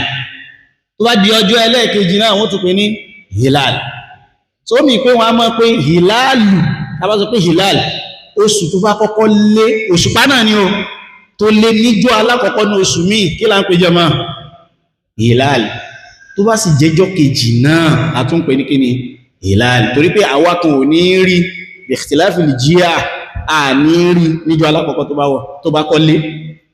bẹ́ẹ̀ náà la ní rí àwọn kan wà rí níjọ́ kejì so wọ́n ní tá ń pè ní hilali ní tó lé níjọ́ alákọ̀ọ́kọ́ táà fi mọ̀ pé oṣù tuntun ti dé hilali ẹlẹ́ẹ̀kejì náà ìjọ ẹlẹ́ẹ̀kejì náà wọ́n pè bẹ́ẹ̀ ó sì ní àwọn masáìlù fiqhiyya tó súnmọ́ ilé táà bá ti gbélé yóò ràn àwọn míì lọ́wọ́ bí kíni lápẹẹrẹ Umar bin Khattab radiyallahu anhu wọ́n gbà wá látọ̀dọ̀ rẹ̀ wípé béèyàn bá rí hilalu lọ́sàn ọ̀sán ẹ mọ̀ pé rírí hilali ìgbà olè kárí jama alẹ́ Abdullahi bin Umar tó bá rí hilali lọ́sàn kò nítorí ẹ̀túnú tó bá jẹ́ hilalu Shawwal kò nítorí ẹ̀túnú in tí ó ṣe ni pé yóò ní hilalu hatta yakhruja haythu yakhruju fil layl tí ó fi jáde ní ti mọ́ jáde lálẹ́ onítúnú ṣùgbọ́n kí ló dé tàbí sọ pé àwọn kan pín pé ta bá rí hilal ní qabla zawal átúnú tó bá jẹ́ pé ba'da zawal à ní túnú wọ́n nítorí pé hilalu ta rí lọ́sàn qabla zawal yẹn hilali àná ni ẹ má gbàgbé pé hilali jẹ́ ohun tó jáde ní ọjọ́ méjì ọjọ́ alákọ̀ọ́kọ́ àtọjọ́ kejì tó bá jáde qabla zawal hilali tàná ni tó bá jáde ba'da zawal zawalu shams an kabi sama mo rò pé yé wa tá fi mọ̀ pé àsìkò zuri ti tó tó bá jẹ́ ba'da zawal lẹ́yìn ìgbà tó rùn yẹ àtàrí wọ́n ní hilali tọ̀la talé ní ló lé yẹn akànrí ní yóò padà jáde lálẹ́ àní kàmọ́tàná ìmọ̀ bí yé wa ẹ wá máa gbọ́dájọ́ bàbá wa Umar bin Khattab radiyallahu anhu àwọn wá ní tẹ́ bá fi lè jẹ́ pé hilali Shawwal là ń retí tàwárí qabla zawal àwárí qabla zawal kí ni túnmọ̀ ó túnmọ̀ sí pé oṣù lé lánàá àárín ní alìtúnú àmọ́ tàà bá rí ba'da zawal ó túnmọ̀ sí pé inú àwẹ̀ náà ló ṣe ẹ̀káwà oṣù Ramadan náà ṣì ní so alìhìláàl in tó jáde níjọ́ alákọ̀ọ́kọ́ wọn mọ̀ pé ní hilal in tó jáde níjọ́ ẹlẹ́ẹ̀kejì wọn mọ̀ pé ní hilal ìjọ ẹlẹ́ẹ̀kejì wọn pè ní a sì rí nínú àwọn onímọ̀ tó kàjọ kẹta náà mọ̀ hilal àmọ́ tó bá ti kúrò níjọ́ kẹta kí ni hilal yóò máa jẹ́ jẹmọ́ al-qamar òṣùpá tó túnmọ̀ sí pé táà ń rí táà ń pè ní hilal yìí náà kí ló náà qamar òṣùpá ni taghayyara al-ism orúkọ rẹ̀ yí padà torí ọjọ́ tó jáde so eléyìí jẹ́ àkọ́kọ́ so tá bá sọ pé àwa fẹ́ dá oṣù Ramadan mọ̀ Ramadan tó ní rúyàtùl hilal gbogbo oṣù náà ló ní rúyàtùl hilal gbogbo oṣù náà ni pé n tàn fi mọ̀ pé wọ́n dé oníkárí hilal in tàn fi mọ̀ pé wọ́n lọ oná níkárí hilal kí ló dé títí Ramadan wá fẹ́ yàtọ̀ tí ẹnìkan kọ́ tí Ramadan àti Dhul-Qa'dah méjèèjì ni máa yàtọ̀ wa ja'a fi dhalika hadithun akhrajahu an-Nasa'i rahimahullah imma an-Nasa'i aw Abu Dawud afwan بين الكتابين وني يلا وعائشة رضي الله عنها كان النبي صلى الله عليه وسلم يتحفظ على على هلال شعبان أو على شهر شعبان النبي من صوص شعبان دي بيقول torí kó fẹ́ sọ oṣù Ramadan kò fẹ́ kí mistake wà ní oṣù Ramadan ó ní وإذا rọ́ al-hilal tí ó bá rí oṣù kama qala alayhi salatu wassalam tánàbí bá rí oṣù sọ́ọ̀mà Ramadan anábí gba ìwẹ̀ Ramadan ṣùgbọ́n tánàbí ò bá fi lè rí akmala al-iddata thalathin yóò wá ka oṣù Ṣàbán yẹn yóò ká tí ó pé 30 anábí ò wá bẹ̀rẹ̀ àwẹ̀ níjọ́ kejì ṣùgbọ́n ta kọ́kọ́ fẹ́ yọ́n bí ká tó padà wá síbi àdísì ni pé Ànábì sallallahu alaihi wa sallam a máa mójútó hilali Ṣàbán yàtọ̀ kí ló dé ma la yatimmu al-wajibu illa bihi fahuwa wajibun a lè mọ́ ní àwọn mawasimu tó pọ̀ ní àwọn oṣù míì tó lágbára tó ní ṣe pẹ̀lú arkanul Islam a máa ní lóṣù méjì kan a gbọ́dọ̀ ṣe mistake oṣù bẹ́ẹ̀ kí ni Ramadan wa Dhul-Hijjah a ṣe hajji Dhul-Hijjah al-yawm at-tasi' níjọ́ kẹsàn rẹ̀ wọ́n gun al-Arafah ó túnmọ̀ sí pé ìjọ́ ta bá rí oṣù ní ṣe pẹ̀lú ìtàbárí ìdájọ́ tó wà bẹ̀ la budda min muhafazati ala dhalik torí ẹ̀ l'Ànábì sallallahu alaihi wasallam ó ṣe exemplify sallallahu alayhi wa sallam pé ànábì a máa ṣọ́ kama jaa min hadith Aisha alladhi dhakartu qabla qalil wípé ní máa ṣọ́ oṣù Sha'ban yóò mójútó yatahaffazu alayhi. Now ọ̀nà kejì tí a fi máa mọ̀ pé oṣù kan tó ti wọlé o náà ni káka oṣù ìta bá wà ń bẹ̀ kò pé 30 kama jaa fi sahih inda Imam al-Bukhari. Bóòlù sí sọ Abdullahi ibn Umar radiyallahu anhu ma sọ wípé Ànábì sọ pé ash-shahru 29 yawman in tí ń jẹ́ oṣù ó ní 29 days gangan ní òǹkà oṣù. Ó ní wa in gumma alaykum fa akmilu al-iddata 30. Tẹ́ ẹ bá ti wá rí pé ẹ̀rí hilal tí ó ṣàfihàn pé oṣù ti parí akmilu al-iddata 30. Mo ń bọ̀ wá síbi àwọn rìwáyà faqduru la àti ìtòjọmọ́ bẹ́ẹ̀ táwọn èèyàn gbé sí nǹkan míì apá kan nínú àwọn àfáà táwọn mìíràn tẹ̀lé wọn lórí ẹ̀. So akmilu al-iddata 30 ó jẹ́ ọ̀nà kejì táà fi máa mọ̀ yí pé oṣù ti wọlé. So oṣù Ramadan àti oṣù yòókù al-qawlu fi shahri ka-qawli fi shuhurin ukhra. Ń tá bá sọ ń pa oṣù kan náà láà sọ ń pa oṣù míì kò ní kankan tó fi yàtọ̀ síra wọn pé ìlàlẹ̀ òde náà ni lóde bí ṣe ń jáde Ramadan náà ní jáde Muharram, Safar, Rabiul Awwal, Rabiul Akhir, Jumadal Ula wal Akhira ila sa'ir al-ashhur. So fún di eléyìí ọ̀nà kejì ni pé káka oṣù tá a bá wà ń bẹ̀ kó pé 30. Ní bíbáyìí Ànábì ti jẹ́ àmà sallallahu alaihi wa sallam pé oṣù ò ní pé 31, oṣù mùsùlùmí pé 31. Innahu bayna shay'ayn. Kí ló dé tá Ànábì ó sọ wípé akmilul iddata 40, akmilul iddata 33. Because ara ọ̀nà Lárúbáwá náà ní nǹkan táwa náà nínú èdè Yorùbá mafhumul adad nínú àwọn mafahim táwọn afá tọ́ka sí inú usul mafhumul adad kí n fún wa ala sabilil mithal kánàbí sọ pé sallallahu alaihi wasallam 70 yadkhuluna aljannata bighayri hisab wala adhab wana innal araba àwọn Lárúbáwá yu'abbiruna bil kathra wọ́n máa ń lo 70 tó bá jẹ́ pé nǹkan yẹn ọ̀rá pọ̀ díẹ̀ wọ́n gbé sí 7 tó wáyé kó rọ́ àpọ̀ tó wọ bí tens wọ́n gbé sí 70 wọ́n sọ 7 mìíràn nígbà míì inna hadha al-adad lahu mafhum kìí ṣe mansusu ìgaganagbàlérò wọ́n fẹ́ tọ́ka sí al-kathra púpọ̀ kama naqulu fi lugatina yẹ́bà náà sí mọ́ sọ ní ìdíwà pé igba èèyàn ló wá bẹ̀yẹn lé ní ẹgbẹgbẹ̀rún sáwà ṣípa àkọ́kọ́ 1 million rárá innamal mafhum al-kathra afẹ́sọ̀ kún wọ́n pọ̀ ní àmọ́ àwọn àfá elédè Lárúbáwá ní 30 ò sínú tí wọ́n máa ń lò bẹ́ àwa náà nínú Yorùbá ó ti láwọn òǹkàkan àìlò fún kẹsìrọ̀ ìlú sọ pé èèyàn kan ló wá bí ọlọ́nì kan ní mọ̀fúnmù kẹsìrọ̀ kan sọ pé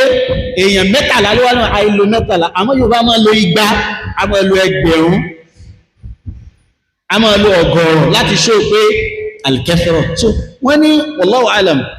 30 ò sí nínú tá a lè sọ pé mọ̀fúnmù wà fún lọ́dọ̀ Lárúbáwá wọ́n sọ wọn àgbàǹkàmí ìlérò ìdá ìtànàbí gbà lérò bí ọ̀nà ni al-mansus alayhi wípé oṣù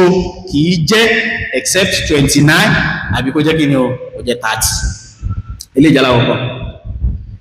tí ò bá ti jẹ́ bẹ́ẹ̀ ó mì wípé opinion kẹta lórí ibò làṣẹ mọ́mọ̀ tó ṣùgbà wọlé òwúlẹ̀ níjì kí níjì li'anna bi ru'yatil hilal kárí hilal yakunu fi yawm at-tasi' wal 20 yóò jẹjọ alẹ́ 29 láàrí ó sì mọ́ kó ṣù tó parí ní ẹ̀ ìkọ́dọ̀ ṣáà tàbá sì ti rí aróṣù nígbà tó tẹ̀lé ààrí la yatajawazu 30 kò lè jù 30 lọ kama jaa fi hadha al-hadith so kí wa mal hajatu fi al-hisab al-falaki alladhi yaquluhu ba'd al-ulama kí wá ní hájà wá sí yẹn àní hájà sí náà a rí nínú àwọn àfáà gẹ́gẹ́ bí Ibn Abdul Barr ṣe sọ nínú tírà àwọn al-Istidhkar wípé yusabu ila badil ulama kama Tarr ibn Abdillah min Shikhir rahimahullahu tabi'iyyun jalil wípé àwọn gba hisabul falaki lọ́nà tá a lè fi sọ wípé sótù ti wọlé àbí ò ti wọlé ẹ máa wo insaf ìmọ̀ àwọn a'immatu madhhab wọn wà lórí ìjókòó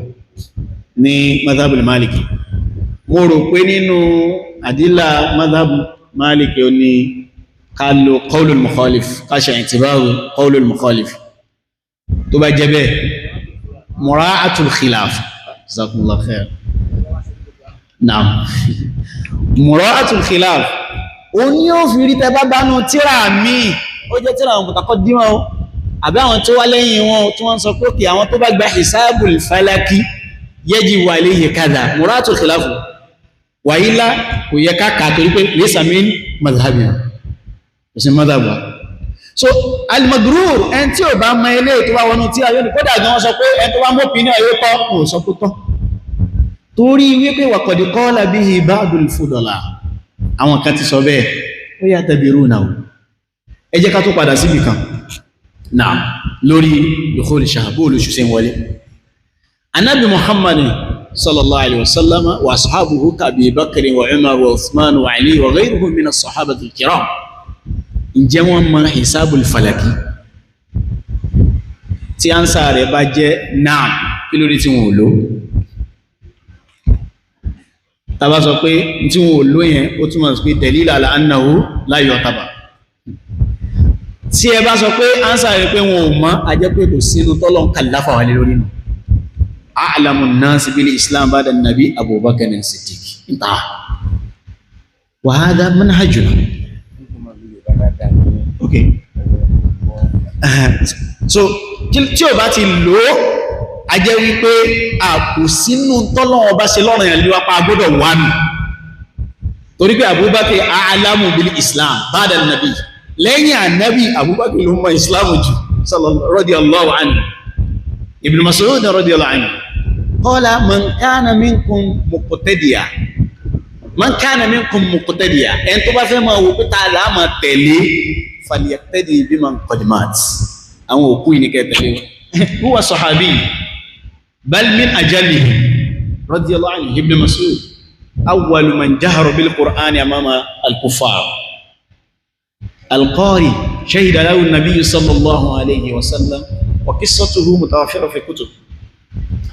ابن مسعود رضي الله عنه يقول ومن كان منكم مقتديا فليقتدي بمن قد مات en tó bá fẹ́ máa wá pé ta la lè máa tẹ̀lé àwọn tó ti kú ni ulaika ashabu rasulillahi sallallahu alaihi àwọn sàhábí ànábì ni ó ní àwọn tẹ̀lé qaumun ikhtarahumullahu subhanahu wa ta'ala suhbati nabiyhi àwọn lọ́lọ́run ní kí wọ́n bá nàbí rẹ̀ ló gbà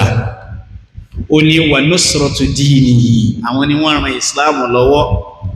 kánú amana nasi amana umma àwọn ni wọ́n ní ìmánì jùlọ bá ó ní wà a'dhamuhum ilman fid-din àwọn ni wọ́n sì nímọ̀ nípa ìsìnjú ẹ jẹ́ kí n kàn sọ nǹkan kan táì fi mọ̀ pé tá a bá sọ pé Abubakar ní Siddiq kò mọ hisabul falaki kò sínú tọ́lọ́wọ́n bá yà fẹ́ ká mọ̀ ní tí ó wà jẹ́ sábà bí oríire kan níbi ẹ̀sìn àbí aburú ẹ̀ta bá ní òun lásìyámọ̀ tó bá ní ṣe pẹ̀lú pé bóṣù ṣe wọlé Ramadan mimma ta'ummu bihi al-balwa kò sí sọ pé ìmẹ́ ilé ìmùta ákírà ni ó dé lẹ́yìn ní Abubakar lè mọ́ ní èdè kò sí sọ bẹ́ẹ̀ Ramadan ruknu min arkani al-Islam mimma ta'ummu bihi al-balwa kayfa yataghafalu anhu Siddiq awwalu man aslama min ar-rijal al-kibar rìsọ́ọ̀tì méjì tó ń takura wọn rìsọ́ọ̀tì àwọn oníṣàbò náà tó ń takura wọn. bẹ́ẹ̀ àwọn bàbá wa tún ní gan kódà táwọn ilé ìta bá tún gbé mọ́ wọn kalẹ̀ tán Ọlọ́run jẹ́ àmọ̀ pé zọ́nù ní in yattabi'una illa zọ́nù ní hadha ilmun yaqini ilé ìtò wà látọ̀dọ̀ Ọlọ́run àti tànàbí ó ní yaqin sallallahu alaihi wa alihi wasallam Abubakar ṣe kìíní kan dakaru al-imam Abubakar ibn al-Arabi rahimahullahu ta'ala al-Qawasim al-Awasim wal-Qawasim nínú tírà al-Awasim wal-Qawasim nígbà tánàbí kú sallallahu alaihi wasallam kí kan ráyà díẹ̀ ẹ̀rí pé fìtínà kan fẹ́ ṣẹlẹ̀ àwọn sàábé kan nínú àwọn ansọ́r àwọn ẹni rí àwọn náà wípé àtọ́síkìní gẹ́gẹ́ bí ọmọ ni wọ́n kóra àwọn jọ pé ẹjá ìyàn olórí láàrin tiwa náà Abubakar àti Umar radiyallahu anhu àtàwọn kan náà àwọn sàábé wọ́n dìde lọ bá wọn wá ń bá wọn fà pé Abubakar minna amirun wa minkum wazir àwa la máa jẹ umara ẹ̀yin ni wùzàrà ó ní ara bal minkum amirun wa minna amir àjọmọ̀ jẹ́ èmi máa ń rò gan pé láfùlì gan ti gbà pé àwọn ilé ìlọ́gá torí pé ní minna amir wa minkum wazir minna amir wa minkum amir ìtìfáàkù ti kọ́kọ́ wà ń bí kaná antum min ali imara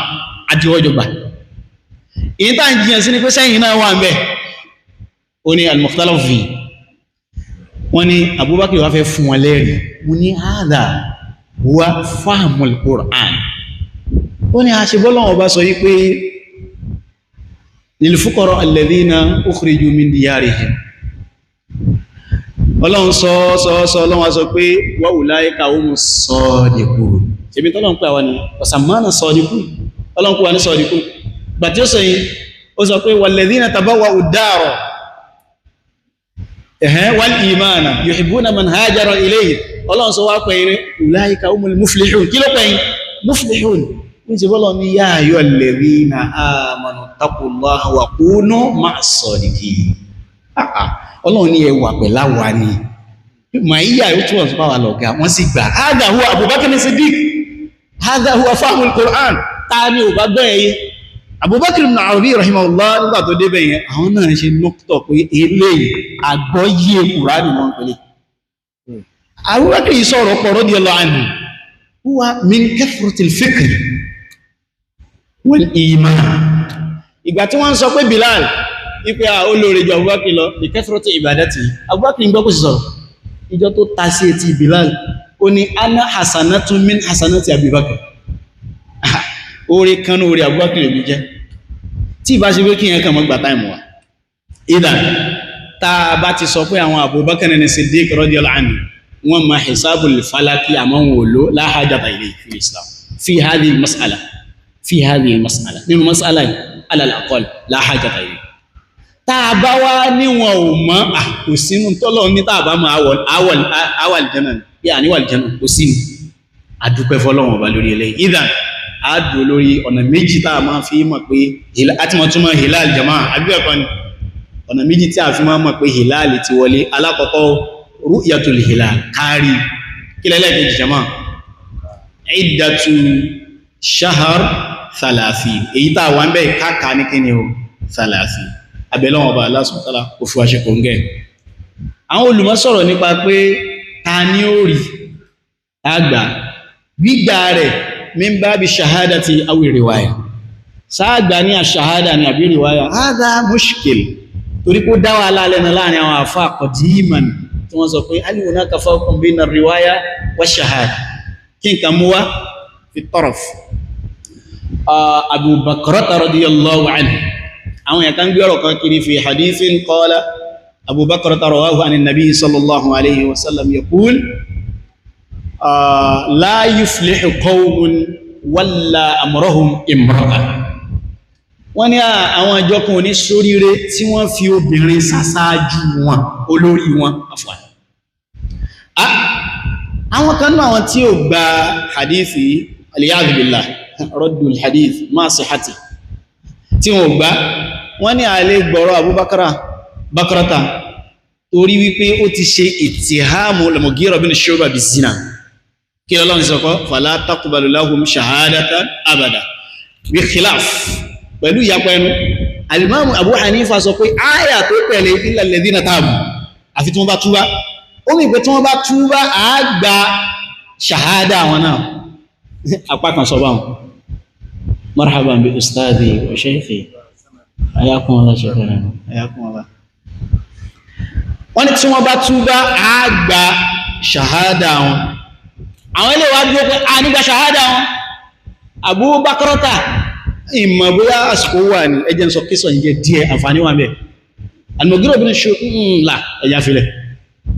wọ́n ṣe ìtìhámù Mughira bin Shu'ba bi hadha alladhi qad dhakartu wa barra'ahu Allah min dhalik Abu Bakrata àtàwọn ọmọ ìyá wọn kan ní wọ́n ṣe kí ní Umar bin Khattab wá sọ fún Abu Bakr pé kàtú ṣó tú bá lórí ìtìhámù rẹ fún Mughira bin Shu'ba yìí fa aqbalu minka shahada so that òwújọ́ tó bá jẹ́rìí kí n lè máa gbà ó ní títí sí fi díjọ́ gbé náà òkè àwọn máa bá fa pé mo rí ìgbà tí mo rí ẹjá fi bẹ̀yẹn lẹ̀. Àwọn ilé ìwáfẹ́ ló lẹ́rìí pé ẹ̀rí ni ẹ pé a lè gba àdíìsì pé la yuflihu qawmun walla amrahum imra'a torí pọ́lọ́ ní wala taqballahu tàwọn ni ash-shahada takhtalifu min ar-riwaya hadhihi riwaya wa laysa bish-shahada kí wọ́n á ní yàtọ̀ bayna ash-shahadati war-riwaya amrun latif dhakarahu ba'd al-ulama wọ́n ní tẹ́ bá rí shahada in most cases kìí ṣe lórí ẹni tí ń jẹ́rìí fún ara rẹ̀ wà upon himself ní tó ń jẹ́rìí lé lórí. Àmọ́ riwaya ṣàhádà ní ìsẹ̀bí ẹ̀bá jẹ́rìí láàrin nǹkan yóò máa wà fún mas'ala tẹ́ jẹ́rìí ẹ̀ fún kò sí gbé sórí nǹkan mi. Ṣùgbọ́n riwaya gbogbo èèyàn ni ó máa jọ́ràn yàn lé lórí tó bá ti gbà wá tán. So a jẹ́ pé riwaya lè tí Abu Bakr ta ṣe yìí ò kìí ṣe kí ni o kìí ṣe ṣàhádà. Ìjọ àgbà oṣù wá káwá sọ pé mo rí oṣù ṣe ṣàhádà làwọn náà wà pé ní àbí rìwáyà pẹ̀lú ìyàtọ̀ tí mo ṣe ìlú fẹ́kẹ́ nìkan sọ̀rọ̀ ẹ̀dàkùn ṣe a sọ pé ṣàhádà mas'ala tí wọ́n bá ti lò fún ẹ̀kọ́ sí olùfẹ́ lómi nílé ẹjọ́ wọ́n ní lágbájá ló nílẹ̀ tàmẹ̀dù wọ́n ta ní ọbọ̀ jẹ́rì èèyàn méjì dé wọ́n jẹ́rì ó wá díjọ́ mi wọ́n ní ẹmọ́ òjèjá lọ lé ẹjọ́ níjọ́ sí lágbájá lóhun rí èmi náà kàn gbé mas'ala yẹn báyìí sórí ilé wọn kò sí gbé bí kọ̀dọ̀ náà ni àti fatuwa ló ṣe é gbé lórí ẹlòmí kọ̀dọ̀ yakhtassu biman qudi alayhi ẹni tí kọ́ dídájọ́ fún náà nìkan ló lè gbé tẹ bá nírú rẹ̀ ní ẹgbẹ̀ wà ní kárí oṣù ṣe ṣàhádà ní àbí rìwáyà jama náà rìwáyà ṣùgbọ́n Ọlọ́run bá sọ Ọlọ́run ní wa man shahida minkumu ash-shahra falyasum ṣíhádà faman shahida minkum ash-shahra falyasum ibi tí wàhálà máa ń wà fún àwa táàbá ilé tẹ́tí àsáwọn àfáà torí pé wọ́n lè lo kẹ́límà kan nínú Qur'an isti'malun lughawiyyun asli àmọ́ wọn gba mustalah lérò bẹ́ shahadatu mustalahun min mustalahatun fiqhiyya kìí ṣe gbogbo tá bá tí wọ́n sọ pé ṣáhìdà ló túmọ̀ sí pé kí ni ash-shahadatu allati nahnu na'rifuhu fil fiqh ìmọ̀ bóyá yíwa so yíwa òye àbí tá bá rí kẹ́límà nínú Qur'an tí wọ́n bá fi lárúbáwá sọ kìí ṣe gbogbo tí wọ́n fi lárúbáwá sọ yìí ẹjẹ́ ìṣẹ́ tí ó jẹ́ yíwa as-salatu ma ma'naha kí ni túmọ̀ rẹ̀ ad-du'a ṣe gbogbo a sì mọ̀ pé sọ̀lá fil istilah àbí máàna mọ̀nkúlí níbẹ̀ pé tàbá sọ pé sọ́lá ó ìtumọ̀ táà mọ́ ń gbé sí ní kíni af'alun wa aqwalun makhsusatun ma'a niyyatin yuftatahu bit-takbir wa yuftatamu bit-taslim ibi tán pẹ̀bẹ̀ as-sala ǹjẹ́ gbogbo tí bá ti rí sọ́lá nínú Kùránì ni máa tú sí af'alun wa aqwalun makhsusatun ma'a niyya so ní ìdíbà kọ́dí fáńfì máa na mujarrad du'a níbi ti du'a lásán ni wọ́n sọ bí gẹ́gẹ́ bí qawluhu subhanahu wa ta'ala khudh min amwalihim sadaqatan kí ló sọ lẹ́yìn rẹ̀ salli alayhim inna salataka sí kírun fún wa lọ́lọ́wọ́ bá ń sọ bí ọjọ́ máa sọ́lá ní kánà bí ó kírun fún wa ó dà pé ìyìn sọ dáadáa wa salli alayhim ọlọ́wọ́ ní kánà bí sí sọ́lá fún wa ok wọ́n ní inna salataka tí a tún ní ìrun rẹ̀ àbí àdúrà rẹ̀ látún bẹ̀rẹ̀ àdúrà bí ajẹ́kún wọ́n kàn sọ nínú èdè pé àdúrà gẹ́gẹ́ bí Ọlọ́run ṣe lè lo ṣẹ́yìdà tí ó túnmọ̀ ṣàhádà indal fuqaha liman yurtabasu alayhi wallahu a'lam wọ́n ní tàbá ti gbà pé riwaya ni ó túnmọ̀ sí pé gbogbo ẹni tó bá róṣù yantabiqu alayhi a gbọ́dọ̀ lò fún intan lò fi riwaya bóyá indal muhaddithi àwọn ni wọ́n jẹ́ ṣúgbùlù wọn fi riwaya wa madha yashtaritun kí láwọn máa ń ṣe ní condition kíyàn tó lè gbọ̀rọ̀ wá wọ́n ní gbogbo ẹni tí ó jẹ́ rawi an yakuna adilan musliman adilan baligan saliman min asbabil fisqi wa khawarim murwa gbogbo ẹni tí ó wà gbọ̀rọ̀ wá fún wa pé mo rí lágbájá lọ́jọ́ ọba lánàá tá sì gbà bẹ́ẹ̀ nǹkan tí mo fẹ́ kà yóò pèsè lára ọ̀ يقول ابن حجر العسقلاني رحمه الله تعالى قال مرحبا بشيخنا marhaban bikum. Naam. Ẹn tí ó gba ọ̀rọ̀ wá táwa gbọ́rọ̀ rẹ̀. Gbogbo ẹn tí ó gbọ́rọ̀ wá tá gba ọ̀rọ̀ rẹ̀ ó gbọ́dọ̀ wá láti rí pé ó jẹ́ adlun, ó jẹ́ onídéédé. Kí ni jẹ́ al-adlu? Al-adlu ni sahibul adala, ẹn tó ní ìdúróṣinṣin. Àwọn àfáà máa ń tún pé malakatun fi nafsi, malakatun rasikhatun fi nafsi tahmilu sahibahu ala mulazamati taqwa wa al-muru'a. Ẹni tí ó jẹ́ pé ó ní mulazamatu taqwa, al-ghalibu fi amrihi taqwa Allah,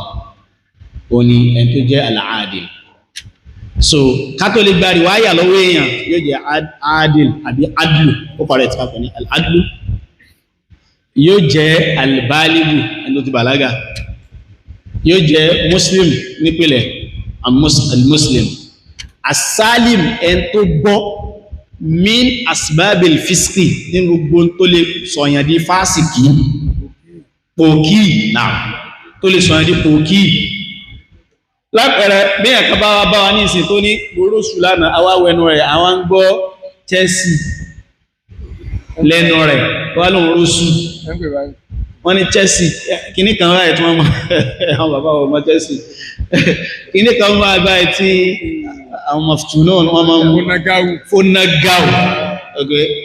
lughatul kibar, fónágáù, àwa ń gbọ́ lẹ́nu rẹ̀ wọ́n ní ọlọ́gbọ̀n oróṣù yẹ kẹ́nìkan wá ní ó ti róṣù náà nù ìrúkúrí nílé yìí, torí pé mina shurut nínú condition ni an yakuna ajilan, ó gbọ́dọ̀ jẹ́ tó dúró dédé àmọ́ tẹ́lẹ̀ rí dáadáa. Ẹ jẹ́ fún wa example kan, àgbóòrùn ọtí lẹ́nu rẹ̀ àmọ́ kánmọ́kánmọ́ láàmọ́ tẹ́lẹ̀. Ó lè wọ́n mọ́sásí ní kó mọ́ fi tí ó yẹ kí ẹ fi sáwádà láì wọ́n ti wà igan lásán gan, kódà ìyàwó márùn-ún ló ń fẹ́ lálẹ́ àná, irú rẹ̀ ló wá lóun róṣù. Gbogbo mùsùlùmí wa máa ṣẹ̀sìn lórí ìwáyá túká antamatoro kákàmọ́ gbáyé ní ìbá sọ kí sọ àwọn àfáà aládìsí lérí ẹ̀. So níbẹ̀ yẹn wọ́n sọ wípé ó gbọ́dọ̀ jẹ́ adlu albali, ẹni tó ti bàlágà. Eléyìí tó wáyé pé lọ́dọ̀ àwọn àfáà aládìsí àwọn gbàgbé pé fi hálì àdá ni kìí ṣe fi hálì tahammul. Ìgbà tó fẹ́ sọ hadith yẹn ló important, kìí ṣe ìgbà tó gbọ́. Omi ìpé lè gbọ́ wa huwa sagir wa yu'addihi wa huwa kabir wal ibratu bí àtàdíyà laysa fi at-tahammul. Gẹ́gẹ́ bá ṣe máa ń fi hadith Nu'man bin Bashir, al-Hasan bin Ali àti bẹ́ẹ̀ bẹ́ẹ̀ lọ nínú riwaya. So al ibratu fi àtàdíyà laysa fi at-tahammul, pé ìgbà tó fẹ́ jíṣẹ́ yẹn là ń consider. So ìtẹ́jẹ́rẹ̀ kejì oníkẹ́ni ẹ jẹ́ al-baligh as-salim min asbabil fiski wa khawarimul muru'a. Ẹn tá bá mọ̀ ní kódà kìí ṣe pòkí àmọ́ kìí pọ́nra rẹ̀ lé, kìí ṣe tí a lè pọ́nlé láwùjọ. Lápẹẹrẹ ẹn tí ń wọ bọ́ksà lọ sọ́jà, bọ́ksà ìmọ̀ bóyá níkà ọwá wọ lọ sọ́jà ìsìn gbókè odò ọwá wọ sọ́jà pàtà. Nǹkan kan ò ṣe lọ́pọlọ ní standard tiwa, àmọ́ nǹkan sọpọlọ rẹ̀ ní standard ẹ̀sìn. Wọ́n ní tí àáfáà tí mu sìgá ń kọ́ sáàlì gbọ́rọ̀ rẹ̀ mas'ala, ẹ̀dàkùn ẹjẹ́ ara gbèsè gan àwọn àgbàlagbà wà dáhùn yìí. Wọ́n náà tó rí pé jẹ́ àáfáà àgbàlagbà ó dáhùn yìí. So wọ́n fi hàdà náà